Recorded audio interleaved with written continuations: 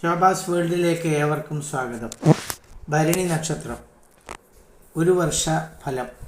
അടുപ്പ് പോലെ 3 നക്ഷത്രങ്ങളാണ് ഭരണി എന്ന പേരിൽ അറിയപ്പെടുന്നത്. യമനാണ് പ്രധാന ദേവത.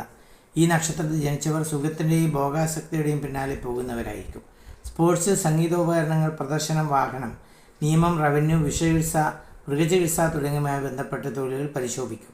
ശുക്രദശയിൽ ചൊവ്വാപഹാരവും ചൊവ്വദശയിൽ ശുക്രാപഹാരവും സ്മരണീയ സംഭവങ്ങൾക്ക് വഴിയൊരുക്കും.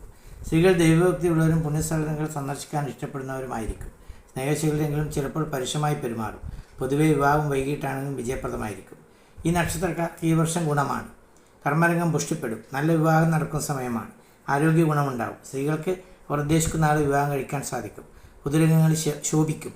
അനിഴം ഭേദനക്ഷത്രമാണ്. വിശാഖം, കാല്, അനിഴം, തൃക്കേട്ടക ദിവസങ്ങളിൽ ശുഭകാര്യങ്ങൾ അരുത്. മഹാലക്ഷ്മിയെ പ്രാർത്ഥിക്കുക. മിഥുനം, കന്നി, ധനു, കുംഭം ഈ മാസങ്ങൾ ശുഭമാണ്. ഈ മാസം 29 ശനിയുടെ ഒരു മാറ്റം വരും. ആ മാറ്റം ശനി 12ാം ഭാവത്തിലേക്കാണ്. ഏഴര ശനിയുടെ 1ാം ഭാഗമാണ് ഇപ്പോൾ വരുന്നത്. 2.5 വർഷം. അത് ചെറിയ ബുദ്ധിമുട്ടുകൾക്കൊക്കെ കാരണമാകും.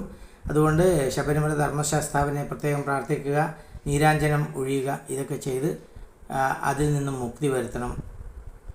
ദയവായി ഈ ചാനൽ ഷെയർ ചെയ്ത് ലൈക്ക് ചെയ്ത് സബ്സ്ക്രൈബ് ചെയ്യാൻ താല്പര്യം. നന്ദി, നമസ്കാരം.